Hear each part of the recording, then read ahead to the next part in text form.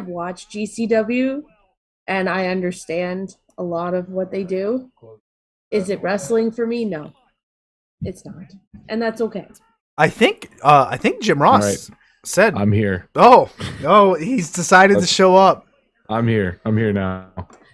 We're There you go. we're having a chat about fucking death matches here. I've been vibing in this. I've been vibing for the whole show, just biding my time. And as soon as you start talking shit on death matches, here we go. You have awakened. See what you beast. did? I'm not talking shit. I'm just saying it's not my cup of tea, and that's fine. That's fine. If it's not your cup of tea. Me and my buddy, we went to GCW whenever Cardona faced Gage, and Okay. my buddy is not a deathmatch guy, like at all. Like we were at GCW, they had 2 death matches on the card, and he said that was too much. For him, he's like, yeah, it was overkill. I was like it's fucking GCW, dude. We're out here. We're gonna see some shit. He was like, yeah, no, like the 2 death matches were fucking. It was Alex Colon and a guy from Big Japan Wrestling, and it was like a title for title match. We got the Drew Parker. That's his name. Drew Parker versus Alex Colon in a light tube death match, title for title, and then it was Cardona Gage, and he said that was too much. The only death match should have been Cardona Gage. It was, but the thing is about a death match, there are differences. Okay, explain. There are different. So, a Texas death match. I don't know if you've seen Vader versus Cactus Jack in a Texas death match. I believe I've seen snippets of it. I'm sure Vanessa has not seen that. So, a Texas death match does not need to be ultra violent like how we've seen, because I think the Texas death match. Between Vader and Cactus Jack, it was just Vader beating the shit out of Cactus Jack and Cactus Jack not going down. No blood was spilt. It was just hard shot after hard shot. Okay. Because a Texas death match, Vanessa, you said you didn't watch Dynamite last night, right? I saw the death match, but I didn't see the rest of the show. Okay, so Texas death match is you pin the guy and they have to be down for 10 counts. That's a Texas death match. There are no rules, but they have to be down for 10. They have to stay down for 10 after you pin them. So it doesn't have to be the ultra violent thing. You have the light tube death match, the 1,000 light tube death match. You just had a standard death match, which is whatever and whatever under the sun. No rope barbed wire death match. I mean, you can add death match to any sort of deal you want to. It's like a league of its own. Yeah, in TNA they had the Clockwork Orange House of Fun death match with Raven, and that was his match. You can add, like, if you wanted to, you could just call a hardcore match a death match. There's the exploding barbed wire exploding ring death match. It's just I watched that. I watched that on AEW because everyone was hyping it on how great it would be. And then I was like, I was so disappointed. As a death match fan, I was so disappointed. Like everyone hyped it up and they're like, oh, it's gonna explode and there's gonna be all this stuff. And I'm watching and I'm like, okay, explode. And then nothing happened. And I was like, Atsushi Onita versus Terry Funk. Yes, that I've seen. Atsushi Onita versus Terry Funk, Big Japan, FMW in Japan, and like the ring legit exploded. Or if you want to watch Cactus Jack versus Terry Funk, IWA Japan, King of the Deathmatch Tournament, 1995, the ring exploded. It didn't explode spectacularly, because based off of what Onita and Terry Funk did before, there was an actual big fucking explosion. And Terry Funk and Cactus Jack had an explosion that, if it would have happened in AEW, would have looked like a big fucking deal. Right. But comparatively, Terry Funk and Cactus had the dud, and it wasn't even that bad. If it would have happened in AEW, it would have been spectacular. Yeah. Like, what happened in AEW was the wettest fart I've ever fucking seen in a wrestling show, and I've held my own fucking wrestling show. Yeah. That was a wet fucking fart. Nobody likes a wet fart either. Nobody. Nobody. Yes, you have held your own wrestling show. Yes. I learned a lot about you today just from the trailer video on your YouTube page. So Yeah, that was fun. yeah, you know, we all watched wrestling growing up. Mhm. We all dreamed of being wrestlers. But you gave up. Correct me if I'm wrong. So you gave up that dream, but then you found the easy way to get Yeah. into the business. So how do Yeah. you how do you beat the system? How did that happen? So, like you said, I gave up on the dream because it was a matter of living situation. Right. I live in the middle of bumfuck nowhere, Indiana. It's no secret. Okay. Cornfield. I have never in my life until 2019. I have never been able to leave my house without seeing a cornfield. That's just been my life. Never been able to leave my house without seeing a cornfield. And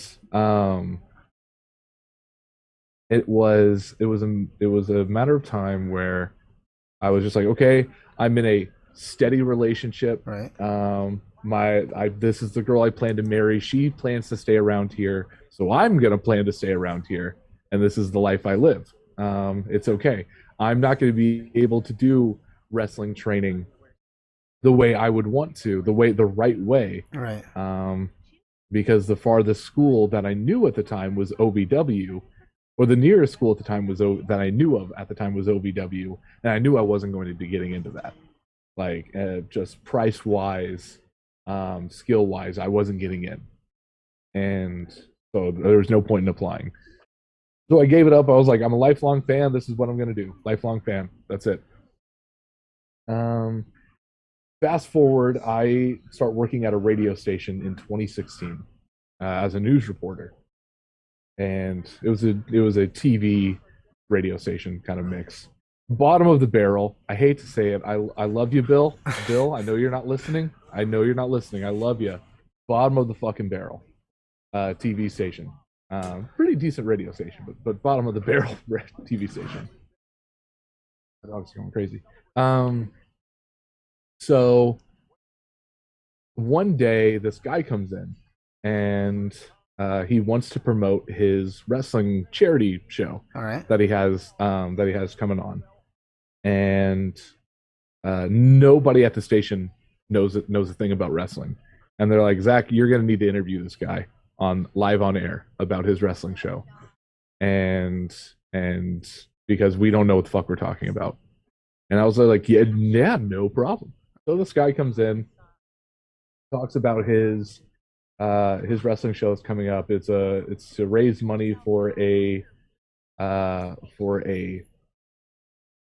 what's it called? An epilepsy, a seizure alert dog. Okay. Is what it was. It was supposed to be raise money for a seizure alert dog for his own child. And I talked about it. Congo Kong was going to be there. Brian Christopher was going to be there. And we talked about it, and I said, you know what? I would love to be part of a wrestling show, just making conversation. Yeah. Just like didn't think anything would happen. And he was like, You wanna be part of the wrestling show? And I was like, Yeah. Why wouldn't I want to not be part of the wrestling show? So he's like, all right, come on out to the show. I'll introduce you to the promoter and we can go from there. And I was like, okay, this will be a one-time fun Right. thing that I did. So I met up with the promoter. He introduced me to this guy Pogo, and I love Pogo to death. I told the promoter that, like, hey, if I'm going to be part of the show, I want to get my ass kicked. I think that'd be fun. I want to get my ass kicked. And he said, you want to get your ass kicked? And I was like, yeah, I want to get my ass kicked. And he said, all right, Pogo will take care of you. You can get your ass kicked. And I went to Pogo, and Pogo was like, no, I don't like this idea. I said, no, just teach me a few things, and we can make it work. And he said, okay, get in the ring. So I got in the ring, and he was like, take a bump, like that old Triple H tough enough scene. Yeah. Drop tough down. enough. Yeah. He said take a bump, and I took a bump, and I was like, shit. He explained to me how to take a bump because I didn't take it right. He explained to me like shoulder placement, elbow placement, wrist placement, lower back placement, upper back placement, hip placement, foot placement. Jeez. Yeah, that's all that goes into taking a standard back bump. all of this, and that you start to notice, like once you know that, you start to watch wrestlers take bumps, Yeah. and you notice that unless they're doing a crazy ass bump. But if you watch Miz take a suplex, Yep. you will notice that his shoulders, lower back, elbows, like feet, all land at the same time, and that's all to disperse the kinetic pointing and energy. So we did that a couple times. He gave me a clothesline, gave me several clotheslines, which they weren't stiff, but I mean it's a clothesline. You're having a big guy come your way and taking his forearm and his I don't know if you can see me. I can see. Yeah. So taking his forearm and everything and just like chest, just right to the chest, and you have to fall down. You got to take your bump, and we ran through that a couple times. And he was like, I'm going to shove you down. I'm going to pull your hair, blah, blah, blah. You're going to be a loudmouth fan. I'm going to invite you into the ring. You're going to do all this shit. I'm going to knock you down. You're going to call me fat. And I'm going to walk over to you. You're going to give me a kick in the nuts and you're going to roll out of the ring. And I was like, yeah, oh my God, this sounds like so much fun. We did all that. It was a blast. And the promoter was like, you should come around here more often. And I was like, absolutely. And we ended up building a relationship where I did where like my TV station would come out to their shows and film it, nice. And we would air it on TV. And it was a nice working relationship. And I was training with them to be a wrestler. That was my goal. I was like, oh, I'm going to be a wrestler. Oh my God, I'm going to be a wrestler. But I wasn't training like how I should have. I was training once a month for 2 hours before every show. Right. I wasn't training, 3 times a week, twice a week, for hours. I was training for 2 hours to 1 hour before the show, going through fundamentals.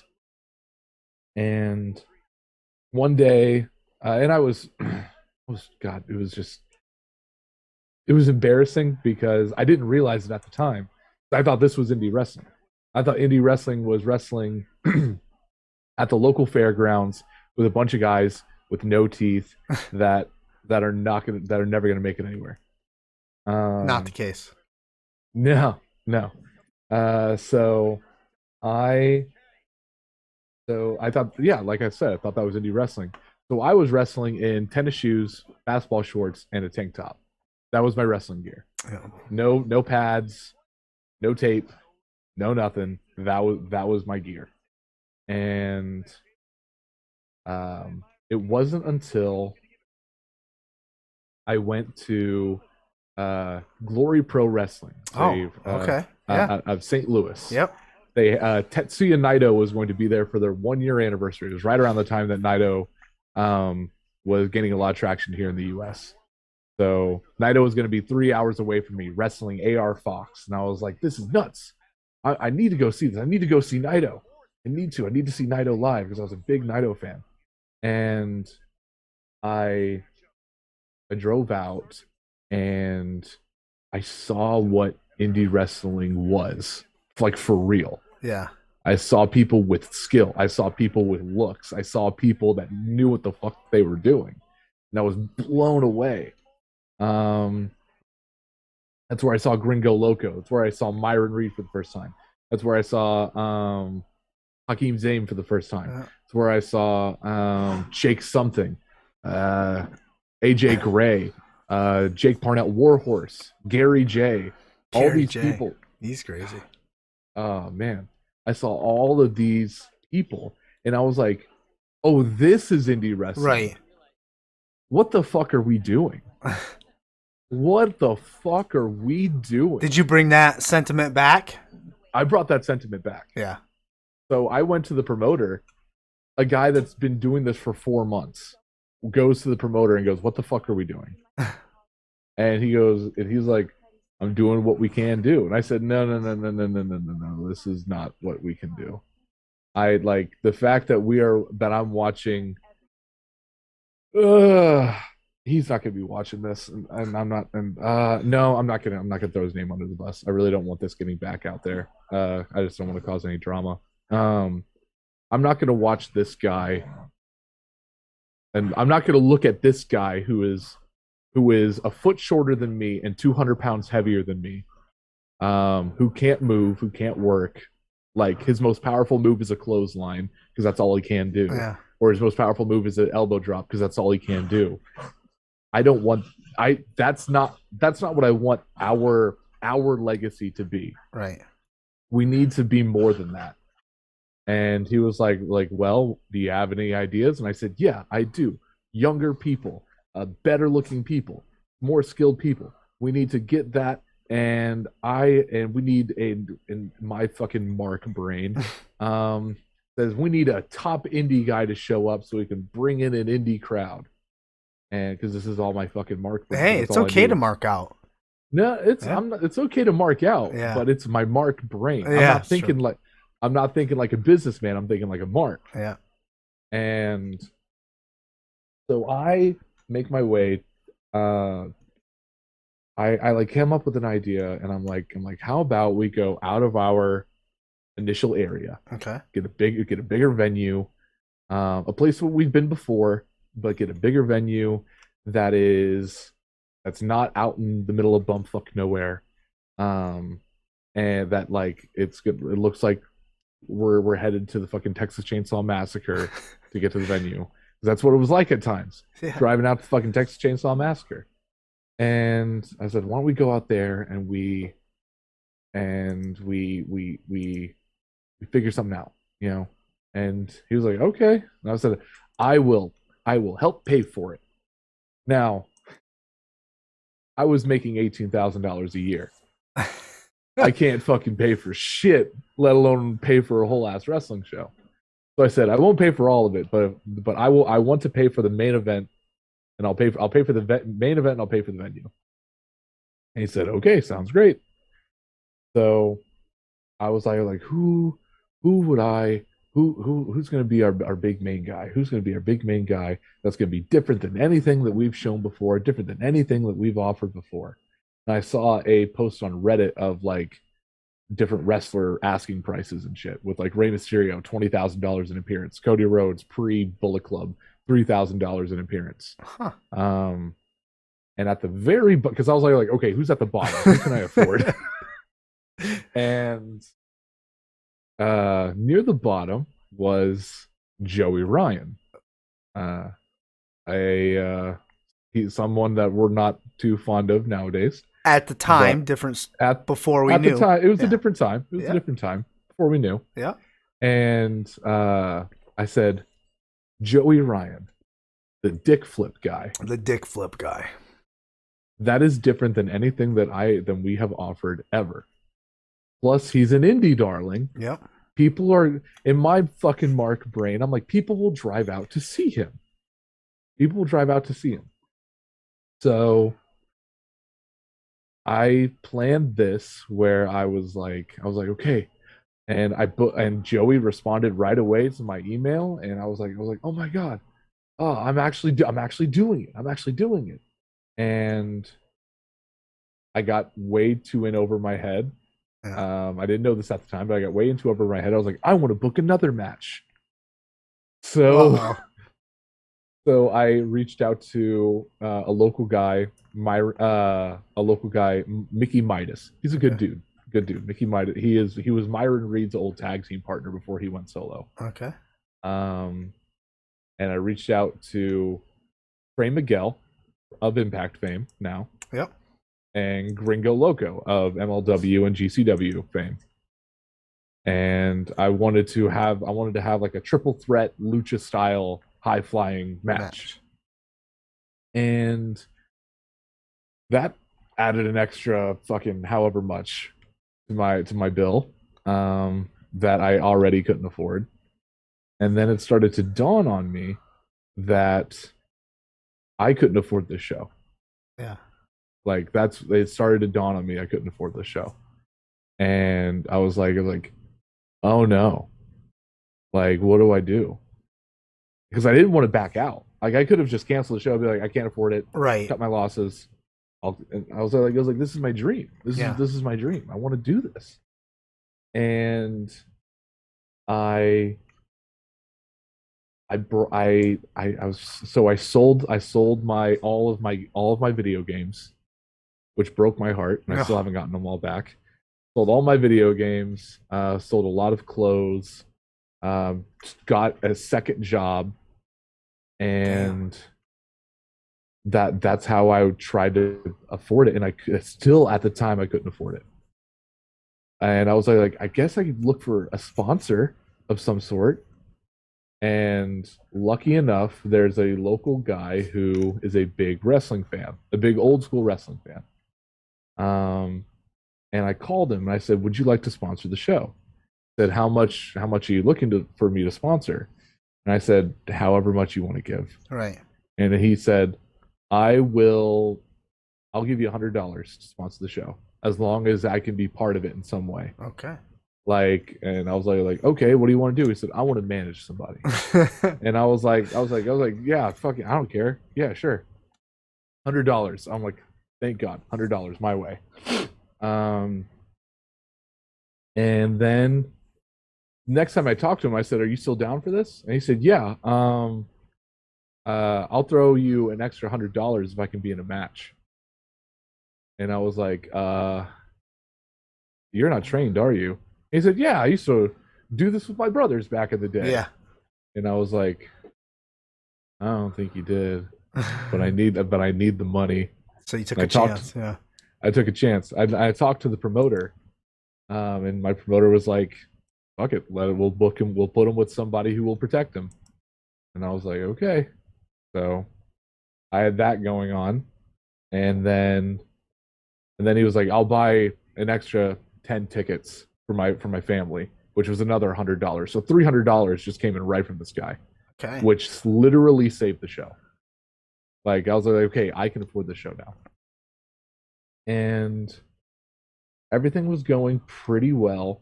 I was still stressed. I was stressed as all hell because I never did this before. I didn't know what to expect. I was my friend my I It took me a while to realize that I was suicidal at that time. Okay. Um because of the amount of stress that I put on myself. I was driving from to work every day wanting to crash my car. Not to die, Right. but to relieve myself of all of this stress. Like I get in a car wreck, I don't have to worry about this anymore. It gives me an excuse to cancel everything. Yeah. No, Um, I get what you're saying for sure. yeah, like that's what was going through my head. So I'm driving and I have to keep telling myself like, no, we're almost there, we're almost there, we're almost there. And I talked to the promoter and I said, "Hey, we're having this filmed, right? I mean, we're bringing Joey Ryan and we're gonna have this filmed, right?" And he said, "Yeah, we're gonna have this filmed." I said, "Okay, sounds good." It's a business venture we've done before. No, not a problem. So, um, we we get there, and about 2 days before the show, I get a call saying that the wrestling ring is broken. Oh my gosh. And I was like, "What do you mean it's broken?" They're loading it up, and board snapped. We have no ring. And I said, "You do know somebody with a ring, don't you? Like we have a way out of this." And they were like, "I don't know, I don't." And I was "This is fucking ridiculous. We need a fucking ring. It's 2 days before the show. Tickets are sold, albeit they were all my friends and a couple of other people, but like But they're sold. we got to, Yeah. but they're sold. We got. I don't want to give out refunds. I want to not to look at it in that sort of light, but I gotta give. I want to hold a fucking show." Yeah. So I reach out to another local promoter, and um, and I said, "Hey, I need a ring," and he said, "Okay, it'll be $80. Um, you can come pick it up tomorrow." I said, I don't have a truck. How do you pick up a I, ring? you get a truck and you pull it in with the trailer. Yeah. And he said, you don't got a fucking truck to pull this in?" And I was like, "No." And he said, "Then $80 is only going to cover my gas." And I was like, I'm sorry. I don't. That's all I have. I need this ring. And he's like, you are fucking lucky that this guy owes me. You are fucking lucky. And he was like, you are not getting a ring crew. You are putting this together yourself. And I was like, okay. And so day of the show comes, and I go and I pick up Joey Ryan from the airport, and I get to the show, and the ring's not put up. Oh boy. And I'm like, is someone putting up the ring? And he said, I told you I'm not bringing a fucking ring crew. And I was like, well, somebody's got to put this ring. He's like, I ain't putting it up by myself. And I'm just looking at all these wrestlers that are around, and I'm like, you guys, okay, I guess we got to. We're putting up a ring. I guess we got to put up a ring, but I'm already dealing with like other business shit. I'm running around with like a chicken with a head cut off. Yeah. So I look at my friends who are there, and I said, "Can you help put up this ring?" And they're like, "We don't know how to put up a ring." And I was like, "That guy will tell you how. Just can you please help?" And they're like, "Yeah, sure." It was so I would love to say if the show went off without a hitch, but that's a fucking lie. That is a lie. We were 2 hours. Not 2 hours. We were an hour and a half late to start time because the ring. Because when you have 4 people who know nothing about wrestling, right, setting up a wrestling ring, it was bad. It was just overall bad. I wanted to have a match where I won. For the I never won clean. My entire wrestling career, I've never won a match clean. Never. It was always by disqualification, or that's it. I've only ever won by disqualification because someone attacked me or whatever. Yeah. So I was like, so I called this guy the night before. Not to rewind a bit, but I called this guy the night before, and I said, "Can you come in and like, can I beat you?" And he's like, yeah, but since this is such short notice, I'm gonna need $50 now and $50 when I get there. I said, I don't fucking care. Sure. Guy never shows up. Oh my god. Did you give him Never the 50 showed. before? I gave him the 50. Oh. Never shows. Oh, what a day. So I look at one of the guys that has another gimmick that's at the show, who I wrestled before, and I lost by I won by disqualification. And I said, will you put me over? And he said, yeah. Here's what we'll do. You give me your finish, I'll put my foot on the ropes, and the referee just won't notice, and I'll complain. And I was like, no, I want to go over clean. And he was like, no, you're not going over clean. I got to protect myself. And I was like, what the fuck, bro? Can't get anyone Please. to put you over. Please. and he was like, he was like, I'm gonna put my foot on the ropes. And I was like, fine. Like this is like 10 minutes before we go on. I'm like, yeah, sure, fine, whatever, I don't care. I have one of the shittiest matches of all time. Give it with my finish as the shittiest rainmaker, the shit maker, as I now call it. It's a shit maker. It was so bad. And then I have we have a bunch of really, really shitty matches, and then Gringo Loco, and another thing, and I don't know how I completely forgot about this. I had 2 people that were going to buy tickets for the show because Trey Miguel was going to be there. Oh boy. And a week before the show, this person messages me and goes, I thought you said Trey Miguel was going to be at your show. And I was like, he is. And she was like, she sends me a graphic, and she was like, then why is he going to be in Cleveland fighting Brian Cage on that day? So I messaged Trey Miguel. I was like, what the fuck? Not to put not to get on Trey Miguel. Right. This is Trey. This is just a matter of circumstance. Right. And he said, hey, bud, sorry, I lost all my bookings. I put on Twitter that I lost them and to message me if you had me booked. And I was thinking to myself, I don't go on Twitter every day. I don't Yeah. go on Twitter that much. and I guess he was just like, yeah, I have that date open because no one reached out to me. Um, and I was like, and he was like, I'll give you your money back. And he sends me my money back, which I appreciate because I did put down a deposit, and everything was fine there. And I just took the deposit I put on Trey, and I gave it to Gringo and Mickey, and I said, just go out there and fucking tear the house down, just tear the house down, like literally, figuratively tear the house down. Yeah. And Mickey jumped off a balcony onto Gringo, which was sick. Um, cool spot in the entire show. And then the main event comes along. We got Joey Ryan versus his opponent, and as soon as Joey utters the words "touch my dick," half the crowd gets up and walks out. They just immediately get up and walk out. Guess they didn't know the gimmick at that time. No. Because and this is where I come in. And I'll explain later. But they get up, walk out. Joey does his match, it's whatever. I'm fucking heartbroken. Like I'm already just like, half the crowd just walked out. What the fuck? This sucks. This is awful. And the promoter comes up to me and he goes, "Why were there cameras here?" Oh no. I was like, "You said we were going to film the show." He said, "I never said that."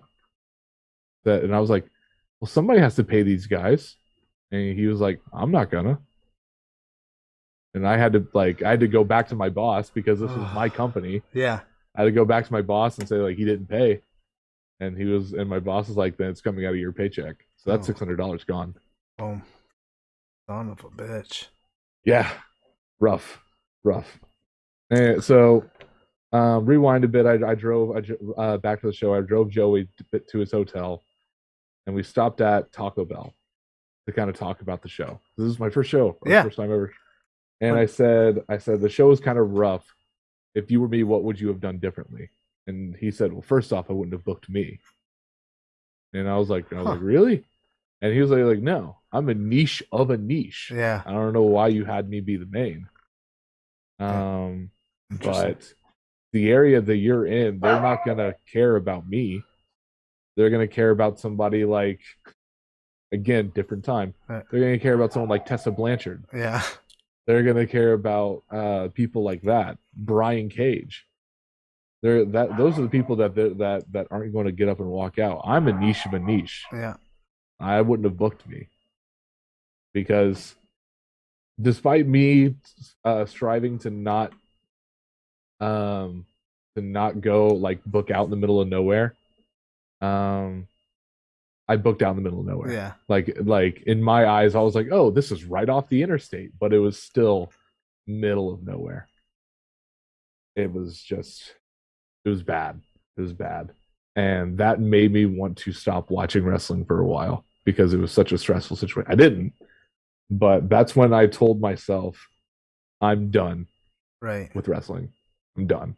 Like I told my promoter that I actually was suicidal and I needed to get help, just because in my head, in my little weird head, I was like if I tell them I want to get out because they put so much fucking stress on me, they're gonna break my legs. Yeah. They're gonna come find me and break my legs.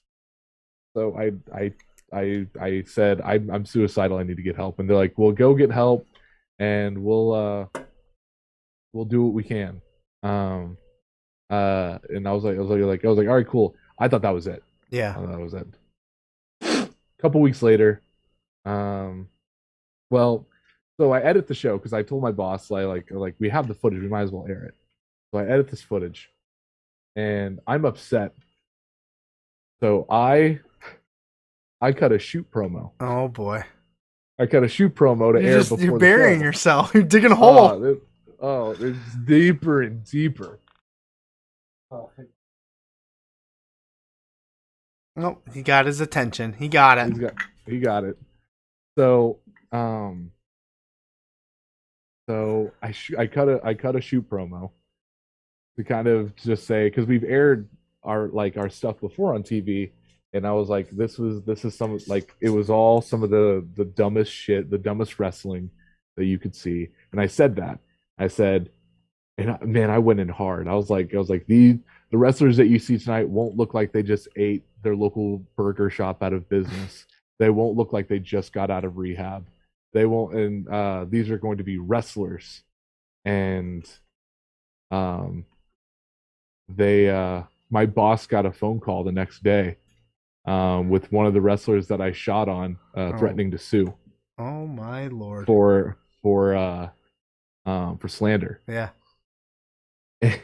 Luckily, my boss, who is not a wrestling fan, just talks to this guy, going, "Isn't that what you wrestling guys do?"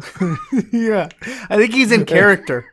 Yeah, and he was like, no, like this will ruin business for us. He was like, I thought this is what you wrestlers guys do. You guys just talk bad about each other. And he was like, not like this. He was like, we're gonna sue. And he was like, okay, send your lawyers. Oh boy. Like that's fine. And that was the last we heard of him. Oh man, that first of all, phenomenal story. Tough situation. Yeah. Probably not fun to relive, but yeah, no, it's funny to relive because it gives me it gives me motivation to do well on this show that I have coming up. That's right. That's right, because you want to make amends and right the wrong.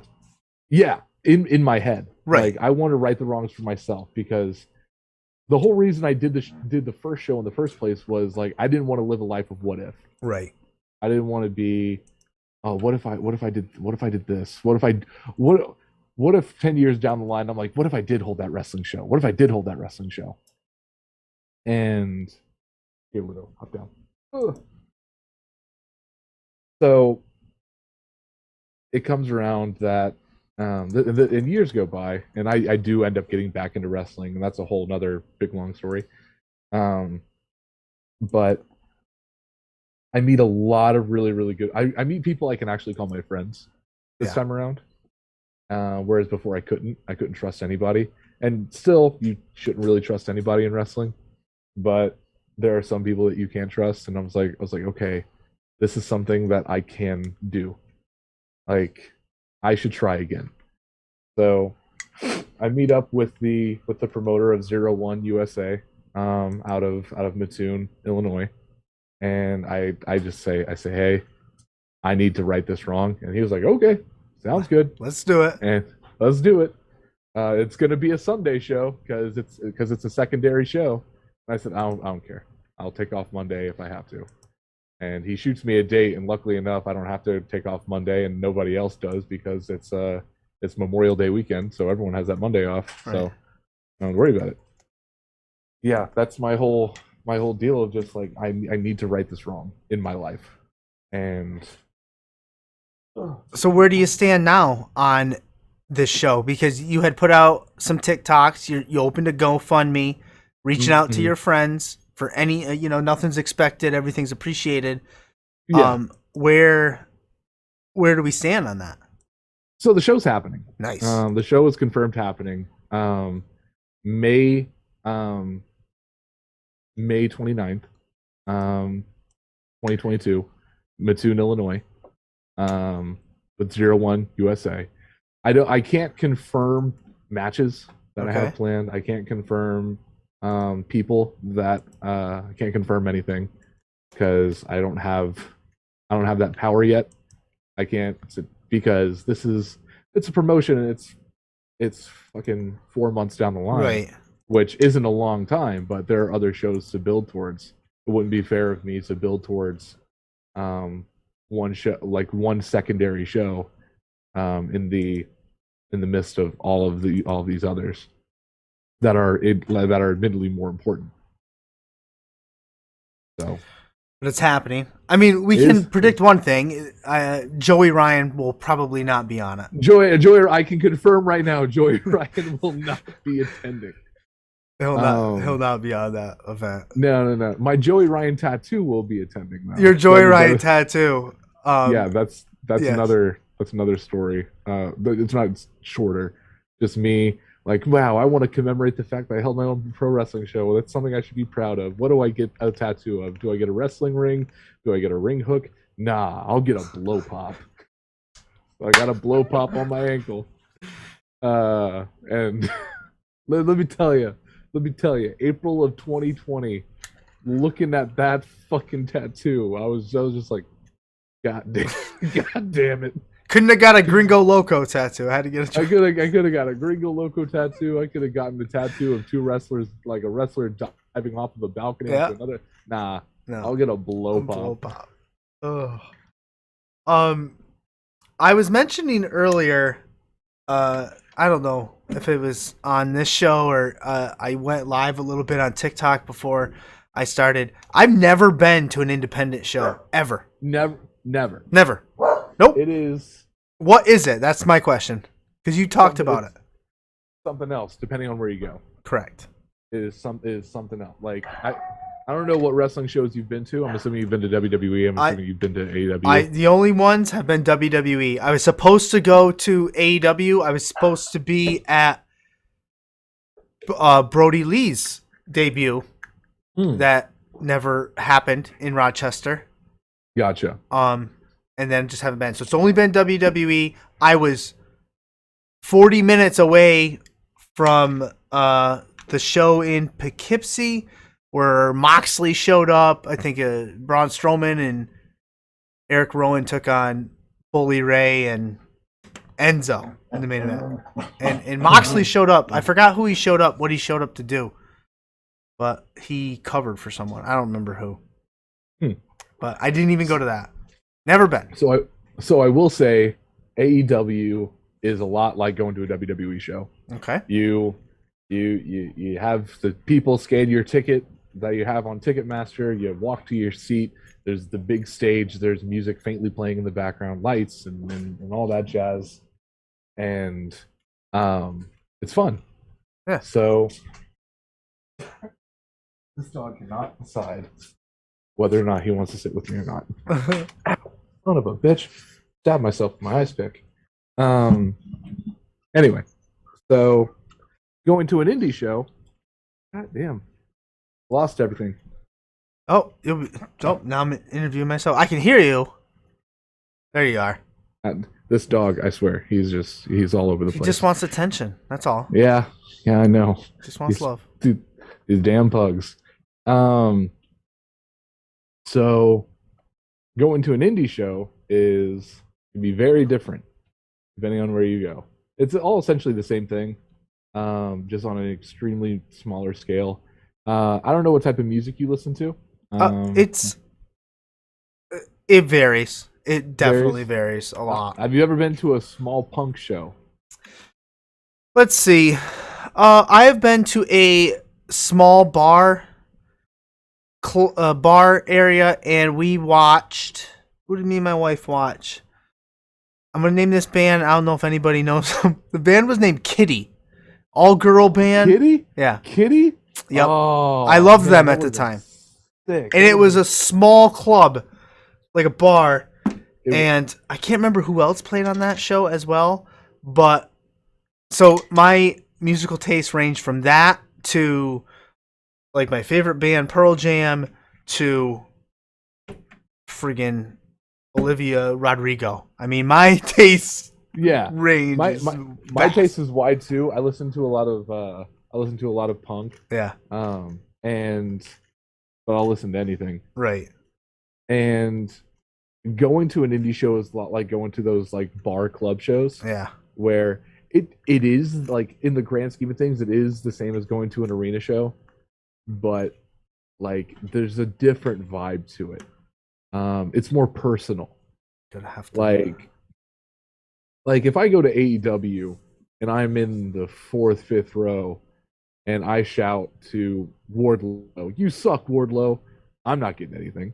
Like he's not looking at me. He's on TV. Yeah. He has something. He has something to focus on. Yeah. The picture you used for me to promote tonight where I'm bloody. That was done by Mad Dog Conley, and this is what happens at an independent show. So this is a little bit of backstory about Mad Dog Conley. Mad Dog Conley, there was somebody that looked like Mad Dog Conley in 2019 known as Dan Liplock. And when the coronavirus started, Dan Liplock decided to take a trip into the woods to go on an adventure during coronavirus, and kind of lost himself. And out came the Mad Dog Conley. Nice origin story. So I was at a show, and Mad Dog Conley was fighting Everett Connors. Yep. And I shouted, "Bark for me, Liplock," since he's the Mad Dog. I said, "Bark for me," and he stops what he's doing, and he looks at me because it's an indie show. He can hear me, and he can see me. He knows exactly where I'm at. So he comes up to me, and I say, "Bark for me, Liplock. Bark for me." This guy proceeds to beat the shit out of me and bloodies me with his chain. Oh. Yes, I have to be pulled to the back for medical attention. He has to be pulled to the back to keep everything on to contain himself. Yeah. So that's the type of vibe. That's the type of vibe you get. A more positive note: Bizarro Lucha was an Indianapolis promotion run out of a brewery in Indianapolis. So Calvin Tankman, you know him from MLW. Yeah. He was their top guy. But he never won the championship. And at one of their shows, and at one of their shows, he finally won the title. And everybody, these dogs, they just hear random things and they start barking.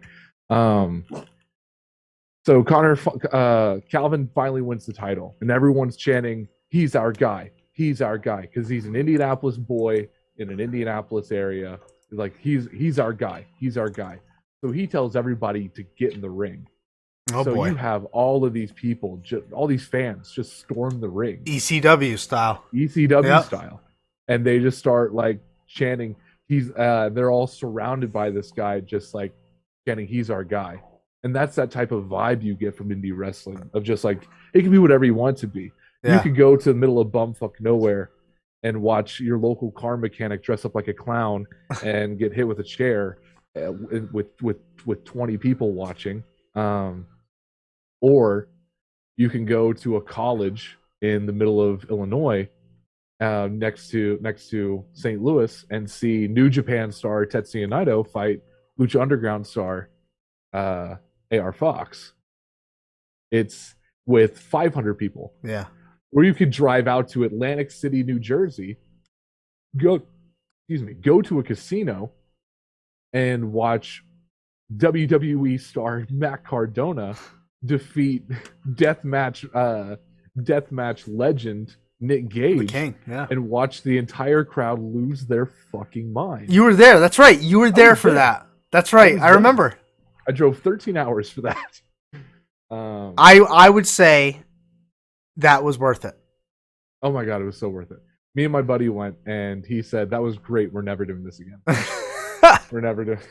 He said that was the funnest show I've ever been to, and we went to All Out. He was like, "That's the funnest show we've ever been to. We're never doing that again." Yeah, that's right. I remember the TikToks. I saw those. Yep. So I went supporting Cardona. Yeah. I went supporting Cardona. How'd that go over? Who I had to hide myself. I legit. So funny you say that.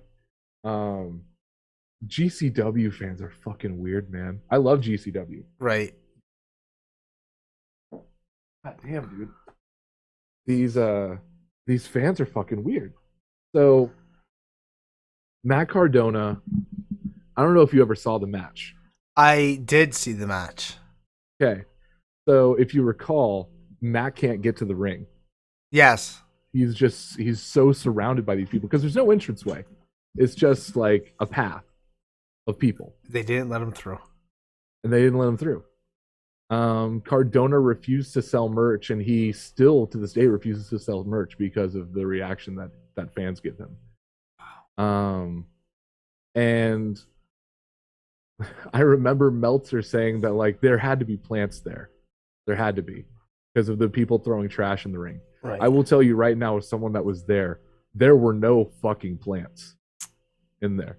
Because I couldn't see. We were in the back. I couldn't see, so I was standing on my chair, and the guy next to me was standing on his chair, and he was there for a gauge. And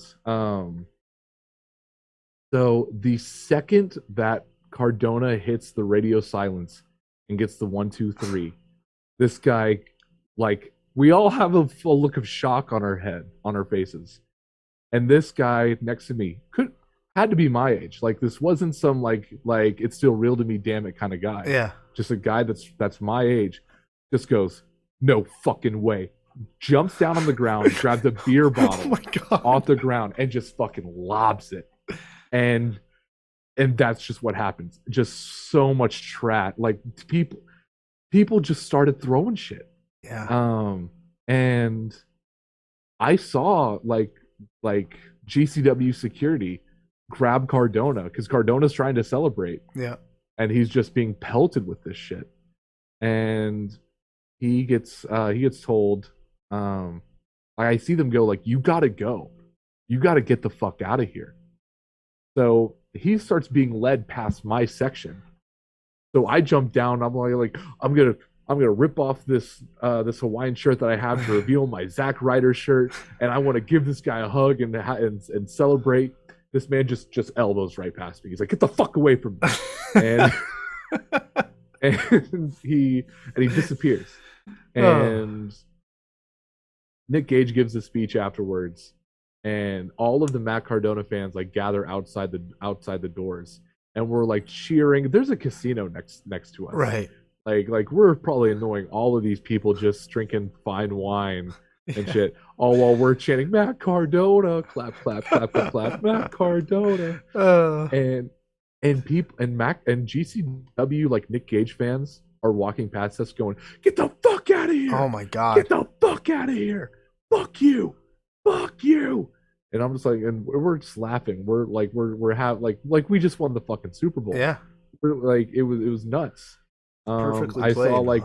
I saw somebody share like a thing on Twitter, of like us celebrating, and it was just people just constantly just running us down about how dirty and smelly we probably are, and how fucking I'm like, and the whole time I'm thinking like, you guys are Nick Gage fans. Like, I love Nick Gage, but like, come on. you're telling, Let's be real. Like, come on, let's be real here. Oh like, man, that's a show to be at. Oh my god, it was so fun, and it was wild. It was just wild. So that reminds me. Like, I first ran into you on TikTok. Someone told me, they said you should go on TikTok because there's a lot of wrestling stuff on there. You would love it. You'd be good at it. I was like, what the fuck am I gonna do on TikTok? I don't know what to do. So I don't even know. I just started posting stuff I thought people needed to hear. That's what I did. What is it? How did you get involved in wrestling TikTok world? So I don't really remember. I remember my very on my original account, my very, very, very first video was an inside joke between me and a buddy of mine of the Blink-182 song "First Date." Okay. The first lines are, "In my car, I just can't wait." Yeah. So I made a video of like, I'm just filming my empty car, and the song's playing, like, the intro's going, and then I get in my car, and I shut the door, and I put my hands on the wheel, and the song goes, "In my car," and I cut it off there. The joke is, I'm in my car. Right. I get it. It's the dumbest thing. I get it. Makes you laugh.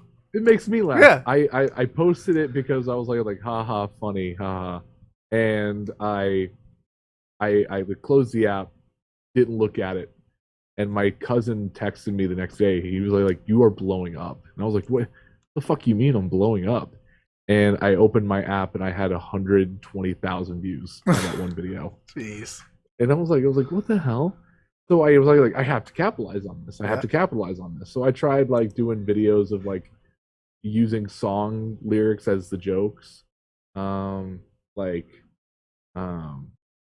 when you ask a blind man about his experience in the rain, and I played Creedence Clearwater Revival's "Have You Ever Seen the Rain?" It was just dumb things. It was dumb. Like I said, which PlayStation controller do you want? And I'm playing Frank Sinatra's Blue Moon, and I cut it off at blue, and I hold up my blue PlayStation controller.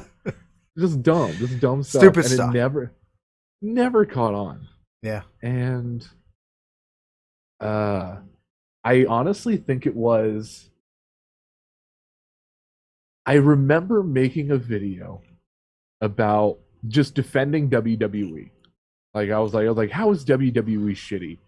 Right. They got this, they got that, they got this, they got that, and Smithception responded to it. Yep. And we just started going back and forth. And I just built the following off of that. Right. So I was like, I'm just going to make a bunch of videos defending WWE and shitting on AEW because everyone else is doing the exact opposite. Right. And I think that's what attracted me to it, because it's easy to hate, especially in the WWE. Like that's what people go to. And I don't know what it was, if it was you defending or you shitting on Cody. I think it might have been Cody Rhodes once. I still hate Cody Rhodes. I know. I will say this. I no longer think Cody Rhodes is one of the worst things to happen to wrestling in the modern era. I no longer think that. I have grown from that. You're coming around. No, I'm not coming around. I'm just saying that like I'm like, okay, Cody isn't the reason that wrestling is shitty now. But what is the reason? High expectations. Yeah. Just way too high expectations, and fantasy booking. I'll say that. And this isn't just wrestling. Right. I don't know if you're a Star Wars fan. Oh, good. Let's end the wrestling talk. Yes. Let's talk Star Wars. So I love Star Wars. Okay. I was talking to a buddy of mine today. They could come out with a 2-hour-long video of Cad Bane just taking a shit. I'd watch it. I'd put it on as background noise. I'd be like, cool, ASMR. I'll fall asleep to this. Like that's the type. Like, it's hard for me to hate Star Wars. Right. Just like it's hard for me to hate WWE. Yeah. Book of Boba Fett. Just fucking Star Wars right here. Yeah. Got Book of Boba Fett. I saw so many people shitting on Book of Boba Fett. And the one thing I didn't like about Book of Boba Fett was the fucking mod squad. That was the one thing I didn't like. Oh yeah. And that didn't even bother me that much. I was just like, I don't like this. All right, so I'll ask you this. So I watched, what's today? It's Thursday. So I watched the season finale of Boba Fett yesterday. Mm-hmm. Okay, okay. So let's do this without spoilers. Okay. As best we can. I did not enjoy it as the past other episodes. Mm-hmm. But I'm thinking maybe I built up so much anticipation for something spectacular to occur that I was then let down. So, and this is the thing. I think that's what a lot of people are expecting. People went into Book of Boba Fett expecting Mandalorian. Yeah, Mandalorian's a Western. Right. Book of Boba Fett is a crime drama. Like, you're not gonna get like Goodfellas. I hate to say it, I've never seen Godfather, but I fucking love Goodfellas. Okay. How many actual action scenes are in Goodfellas? In that 2.5 hour long film, how many actual action scenes are there? But there's a lot of buildup. I can remember 2 in a 3-hour movie. Yeah. So you have Book of Boba Fett. It's all crime. That's all it is. We had to figure out what happened to Boba Fett post return of the Jedi. Yep. We had to get that out of the way. I know everyone was complaining like this is too many flashbacks. Well, how the fuck did Boba Fett go from here to here? Right. We have to connect those dots, and we can't do that in one episode. Yeah. So you have to build that, and I think that's one thing that people had too high of expectations for Book of Boba Fett, and but to compare it to but that I think that's why I didn't like, but like I said before, you show me Star Wars, I'm gonna fucking love the shit out of it. You show me Spider-Man, I'm gonna love the shit out of it. Oh jeez, now we're really going down.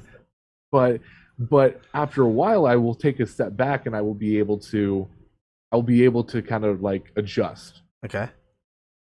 For example, when I walked out of Last Jedi, I legitimately sat there. I was like, "That's one of the best Star Wars movies I've ever seen." See, I loved it too.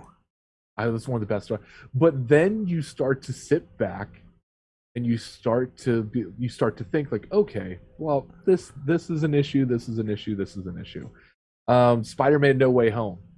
I loved it. I was like that's number 3 Spider-Man movie of all time. Number 3.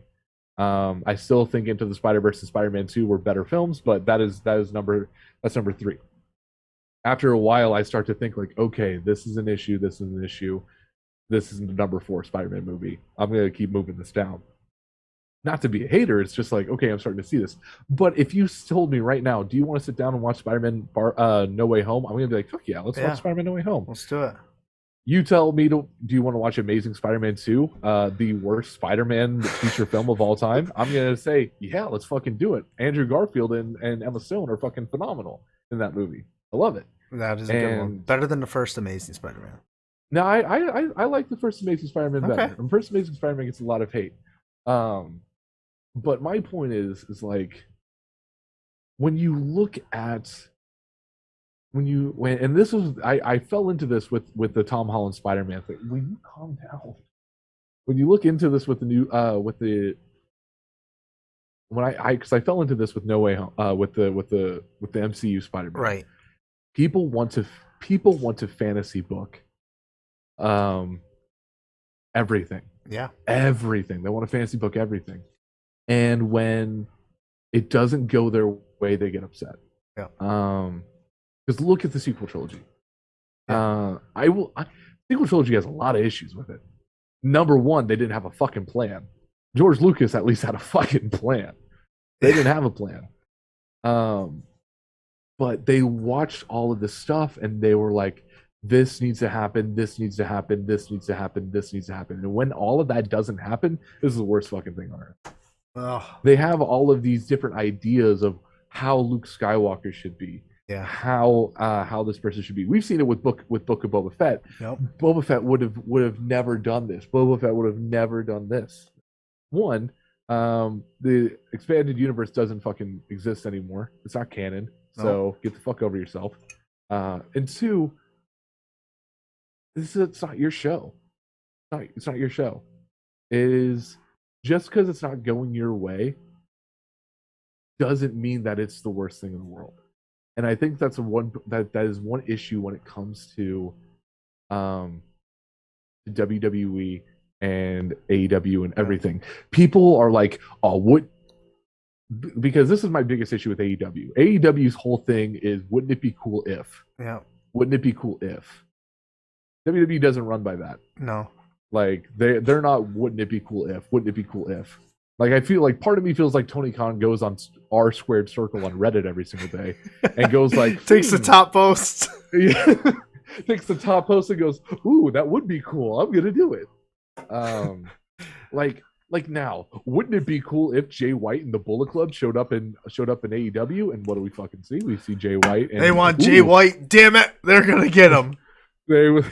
That's what they're getting. Damn it. And Nick Gage is hot right now. We're gonna bring Nick fucking Gage in because wouldn't it be cool if Nick Gage came on TV and had a fucking death match with Chris Jericho? Wouldn't that be cool? But is that good business? Mm. And that's the question. I don't have that answer. I'm not Tony Khan. As much as and this is another thing, because I was talking to Comic Punk guy about this. There's an old Undertaker quote. I'm pretty sure it's Undertaker, that people like you, people like me, people like Meltzer, we only know as much as we're allowed to know. Right. That's as much as we're allowed to know. Like people are talking about how fucking Becky Lynch and Charlotte, they hate each other now. Yeah. You can tell they hate each other now. I don't know Rebecca Knox. I don't know Ashley Flair. I don't know if they fucking hate each other.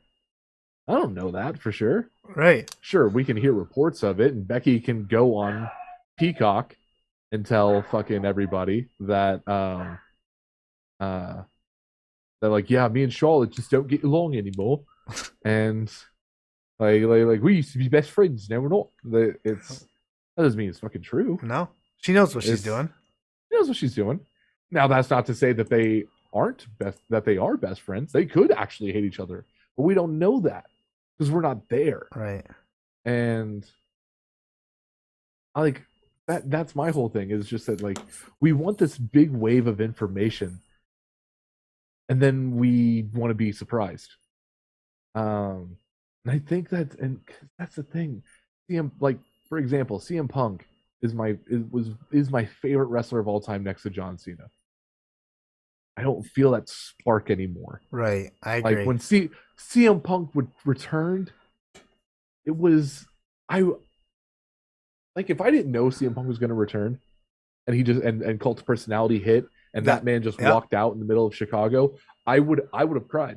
I said for years, if CM Punk returns to pro wrestling, I will cry. That's interesting.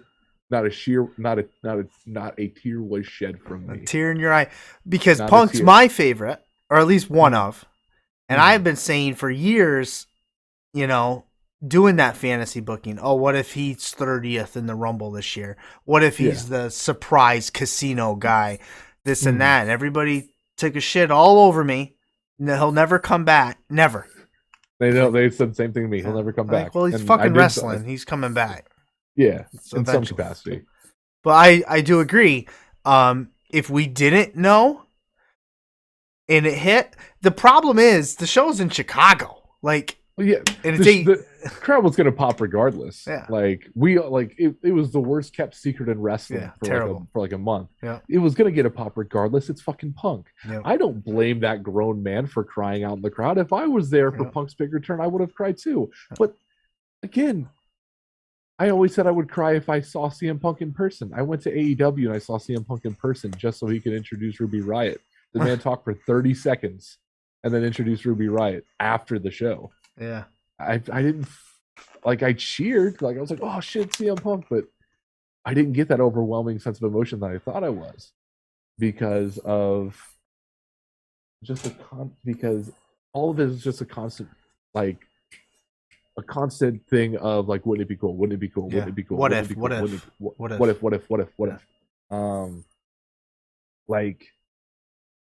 I made a post today. It's essentially talking about Keith Lee. I'll say this right now: Keith Lee in AEW is a fucking positive. If I was running my own company on TV, and Keith Lee was right there for the taking, I'd be stupid not to take him. Just a fucking moron. But you look at Isaiah Cassidy. Mm-hmm. If you remember that first episode of Dynamite, what were Private Party doing that first episode of Dynamite? I believe they were taking on the Young Bucks. They beat the Young Bucks. They beat the Young Bucks in the tournament. Yeah. Yeah. They beat the Young Bucks. Matt Hardy said that they're going to be the new era of the Hardy Boys or some shit like that. And god damn it, why aren't they? That's a good question. Because to me, the way I see it is it's a constant wave of, wouldn't it be cool if FTR showed up? Yeah, now again, if I'm Tony Khan and FTR is right there for the plucking, they're completely different from the rest of my tag team division. Let me snatch them up. But the more I see it, the next signing, besides Danhausen, me and Compound Guy talked about Danhausen signing. Danhausen aligning with the best friends. He's not taking anybody's spot. No. Keith Lee's taking somebody's spot. The Briscoes, when they show up, they'll take some. Briscoes, when they show up, they're going to take somebody's spot. Yeah. when fucking Karrion Kross shows up, he's gonna take somebody's spot. I'm not saying Karrion Kross is showing up, but Karrion Kross shows up, he's gonna take somebody's spot. When somebody shows up, they're gonna take somebody's spot. And everyone always comes to me, goes like, well, what about Goldberg? Yeah, Goldberg took somebody's fucking spot. Brock Lesnar took somebody's fucking spot. John Cena took somebody's fucking spot. Johnny Knoxville took somebody's spot. Now, oh, that was good business, I have to say. No, it's funny you say that. As soon as Johnny Knoxville was announced for the Royal Rumble, I had a friend who knows nothing about wrestling message me because they're a huge Johnny Knoxville fan, and they were like, "So what's this WWE thing I'm hearing about Johnny Knoxville doing?" And I explained it, and they were like, "Okay, I guess I'm getting a Peacock subscription so I can watch this." Yeah. And they kept up with Johnny Knoxville's antics all throughout WWE. Yeah.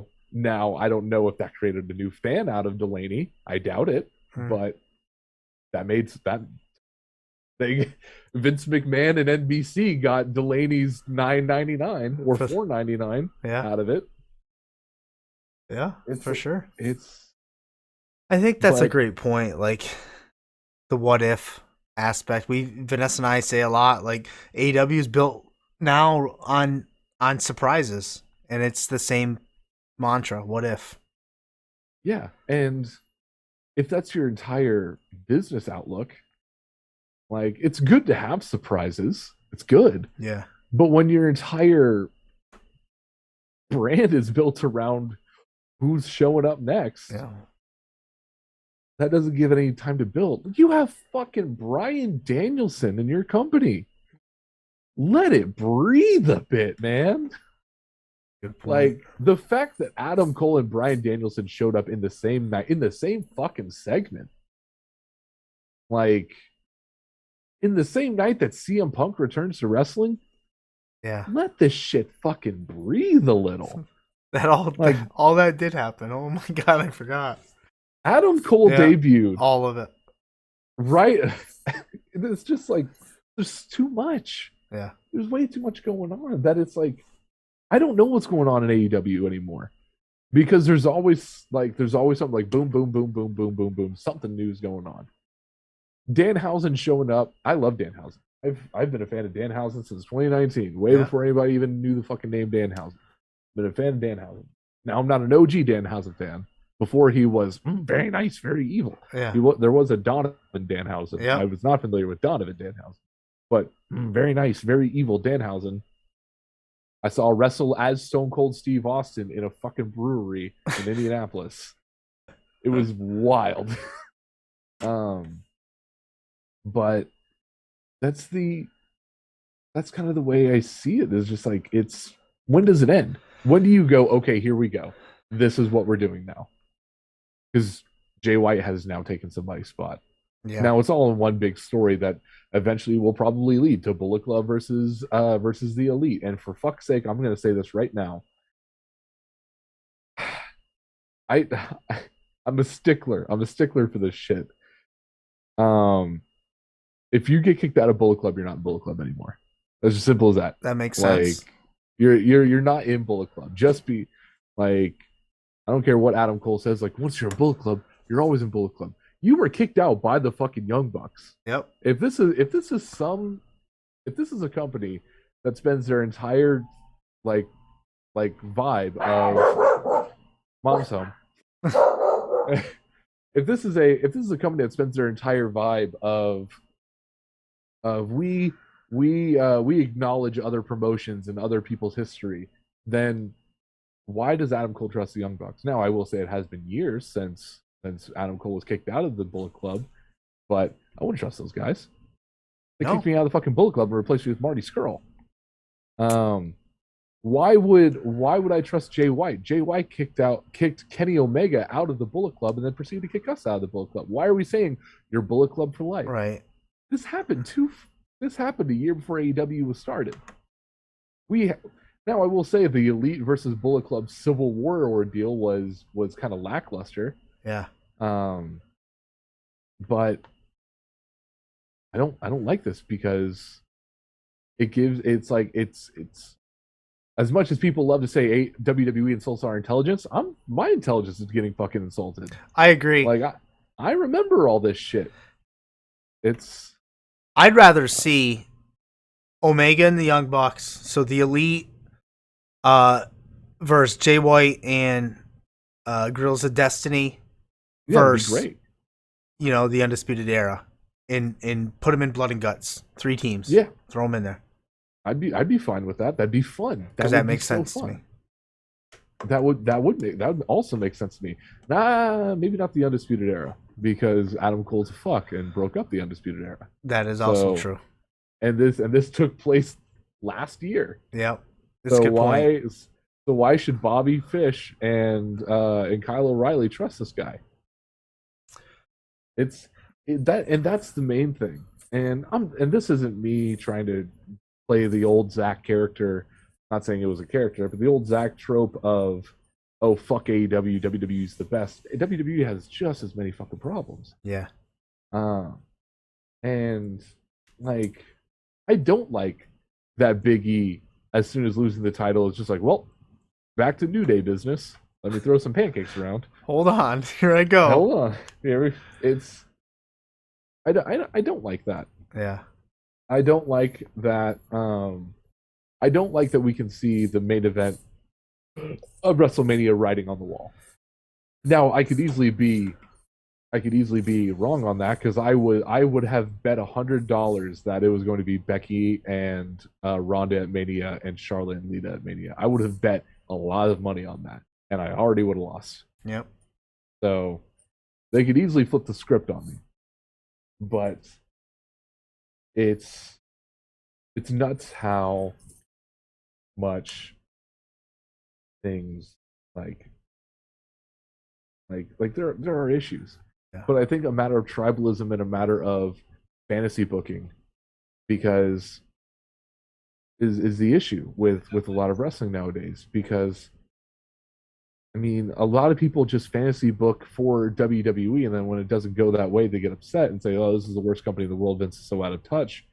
And I think Tony Khan is a lot of people see themselves in Tony Khan. Like, they don't have to fantasy book because Tony Khan's fantasy booking for us, and it's happening for us. And they don't have to be disappointed. They essentially took some Star Wars fan off of YouTube and was like, "Here, rewrite the sequel trilogy for us." And he was like, "Okay, Yeah. bring back Gray Jedi." Okay, Yeah. like it's almost like Dave Filoni is the Tony Khan of fucking of Star Wars. Yeah. It's like just like, ooh, bring back Gray Jedi. Okay, bring back this. Okay, it's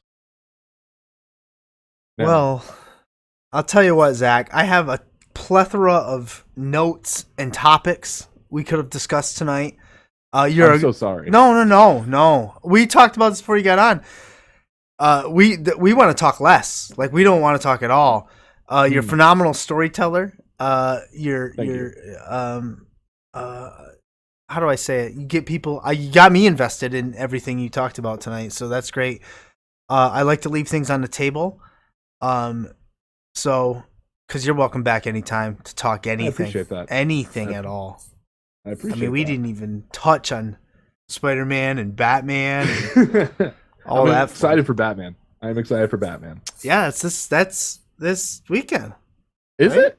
Is it the third? I don't fucking know. I I think don't fucking tickets went on sale. That's what it was. That's what it was. Gotcha. So, but yes, we'd like to leave a lot on the table, and what we do at the end of every show is I'm going to give you the mic now and put over whatever you want. You can bury anything you want. You can say anything you want. I will not interrupt. The floor is yours.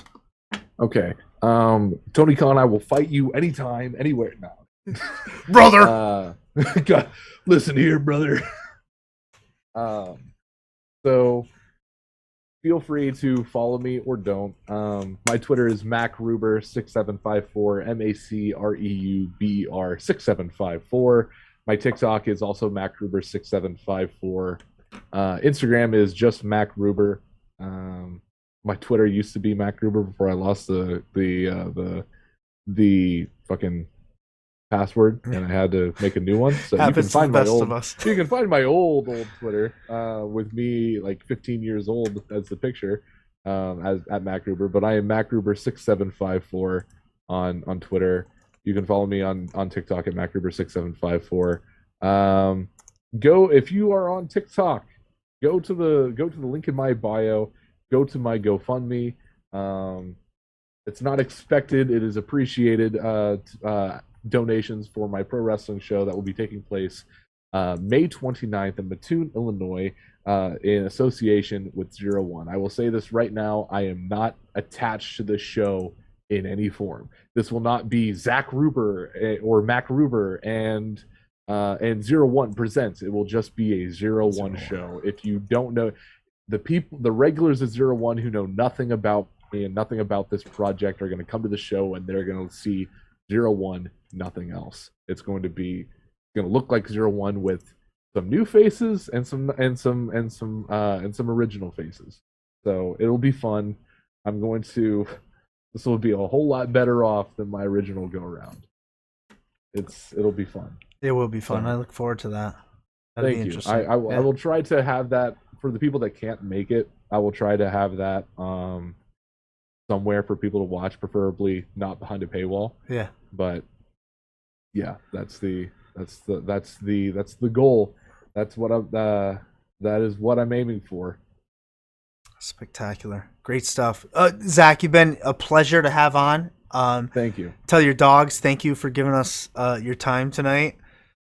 I'm sure they'll appreciate that. Yeah. And as I said, man, you can come back on, talk anything you want, anytime you want. Just, drop me and Vanessa a line. Appreciate it, man. Yeah. Will do. Have a great night. We'll talk to you soon. Talk to you later. Yep. Peace. Peace. Oh, there's my water.